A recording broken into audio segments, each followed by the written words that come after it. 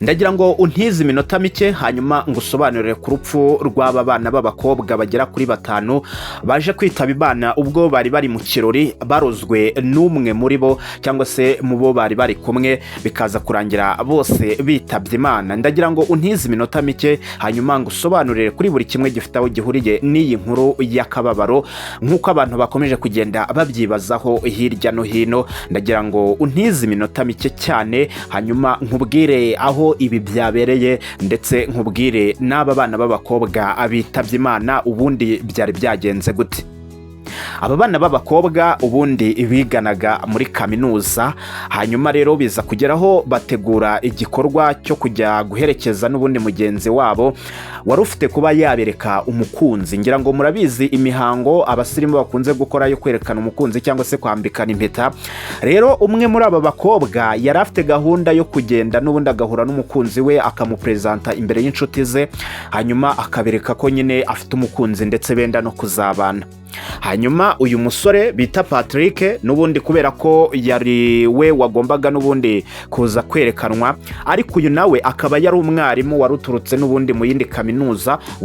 Uyu akaba yigishaga physics, bakaba bamwita Patrick. Ni mu gihe uyu mukobwa bari bagiye kwerekana we yitwa Benite cyangwa se Benita, ari we wagombaga kujya kwerekana umukunzi we. Hanyuma akaba yarari kumwe n'inshuti ze harimo uwitwa Ange, uwitwa Soso Ani, uwitwa Keti Beni ndetse n'uwitwa Asuma K. Hanyuma aba bakobwa kubera ko n'ubundi biganaga ari inshuti z'akadasohoka z'uyu Benite, byabaye ngombwa ko bamuherekeza kugira ngo n'ubundi bagende nibiba ngombwa nyine banakomeze ibirori. Icyabayeho rero byabaye ngombwa ko baza, bari bateguye ahantu bagomba guhurira, baragenda baricara nk'ibisanzwe, babanza kwiyakira, bariyakira, hanyuma imihango yose iraba ndetse yewe n'umuhungu amwambika impeta. Hanyuma rero icyaje gukurikira nuko byageze aho bagombaga gukora after party, dore ko bari n'abakobwa bagera kuri 5 bose. Hanyuma mu gukora after party biba ngombwa ko bimura aho bari bajya mu kandi kabari cyangwa se ahandi bajya kwicara.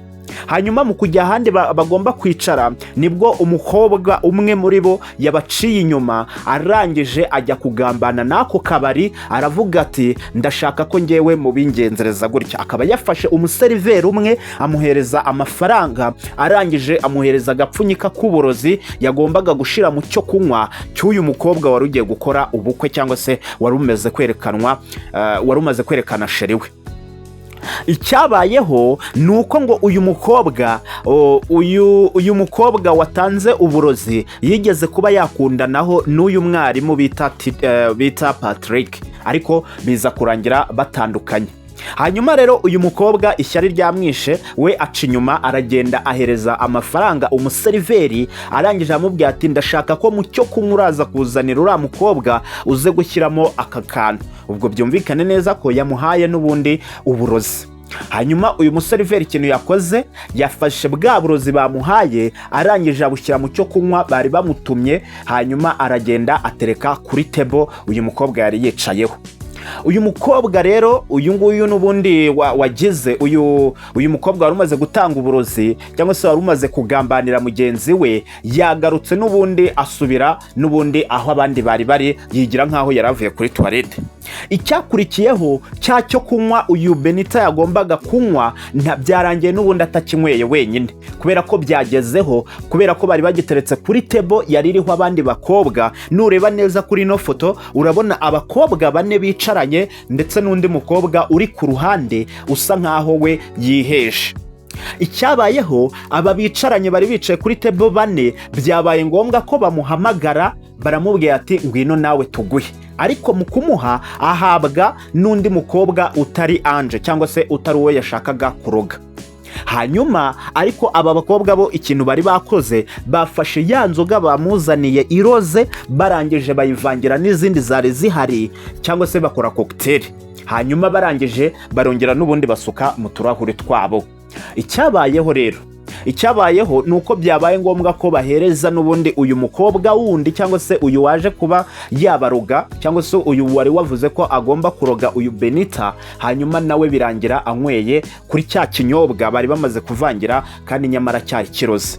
icyabayeho rero nuko bano bose n'ubundi batangiye kugenda bacika intege, ndetse hakomeza kwibazwa ubwoko bw'iyo nzoga baba banyweye, ariko biza kurangira bamwe bakomeje kugenda n'ubundi bacika intege ku buryo bugaragara, ndetse bamwe batangira no kujyanwa kwa muganga igitaraganya, ariko nyamara batangira kugenda bamwe bapfira mu nzira, abandi bapfira kwa muganga. Nguko rero uko byagenze. Icyakurikiyeho aka kabari n'ubundi, haba akabari babanjemo ndetse n'aka ngaka bari baherutsemo, byose byaje kurangira n'ubundi babafashe, hanyuma bajya kubafunga. Biza kurangira n'ubundi wa museriveri bari bahaye amafaranga, dore ko ngo bari bamuhaye amafaranga angana n'ibihumbi 300 by'amafaranga y'u Rwanda. Biza kurangira we yemeye ko bari bayamuhaye kugira ngo abe yaroga uyu mukobwa wari umaze kuba yakerekana umukunzi, ariko birangira n'ubundi cyo kunywa bari bamuhaye byose bose bakinyweye, hanyuma rero baza kwitaba Imana. Ngahe nguko rero uko niko byaje kuza kuba byagenda, dore ko abantu bakomeje kugenda bibaza, ese ni gute abakobwa nk'aba ngaba bo muri kaminuza bari bageze igihe cyo kuba basoza amashuri, ni gute bashobora kuba bapfira rimwe? Ati ibyo ngibyo ntabwo bishoboka, kandi nyamara bari kunywa inzoga ziyubashye cyangwa se inzoga zifite ubuziranenge. Hanyuma rero bakaba bari kwibaza icyaba cyateye kuba bakitaba Imana. Nguko rero uko byagenze. Ubwo abibazaga ku rupfu rw'aba bana b'abakobwa nuko byaje kuza kuba byagenda. Ubu ngubu imibiri yabo ikaba n'ubundi yahise ijyanwa mu buruhukiro kugira ngo hategerezwe umunsi wo gushyingura. Hakaba harimo haribazwa nimba hazashyingura kaminuza cyangwa se nimba ari imiryango yabo izabashyingura. Gusa abantu bakaba bakiri kwibaza ku bijyanye n'ibyo ngibyo byo kuba abashyingurwa mu cyubahiro. Reka mbashimire cyane rero, ndagira ngo mukande subscribe kugira ngo tujye dukomeza kubana no mu zindi nkuru zigiye zitandukanye.